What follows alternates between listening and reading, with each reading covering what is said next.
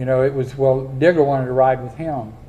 So I said, okay, so we take off. And the next thing I know, I was talking on the radio and hollering back here, and Digger was answering the radio. And I said, where's Joe at?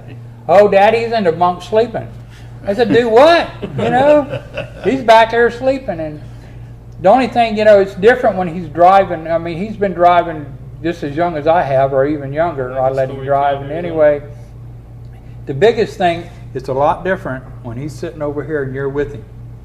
But when he's back there driving and you don't have no control, so we got up there and we got at Morton's Gap. I said, Digger, follow us in here. And I said, if you know, either Joe can stay there or whatever, you're not going to drive no more.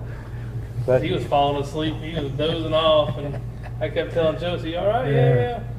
He's like, "Well, you want to drive?" I said, well, "I think I can do a little better than you can right now." So that's how that switched. Well, yeah, Joe, he was real bad. We left here. He broke down. He running late. And we met up there at Wildwood, and we left there at 11 o'clock.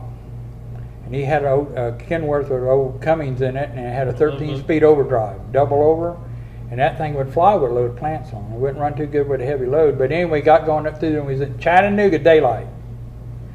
And I said, Joe, you want to drive? I said, I'm getting tired. So Joe started driving. We was going over Mount Eagle, and I was laying in the bunk. He had an A model. And anyway, I was stretched out like this, and we was coming down that mountain. And I was on my tummy, and I'd slide this way, and I'd slide back that way. And I was talking to the Lord. I said, Lord, if you let me live through this, I'll never ride with him again.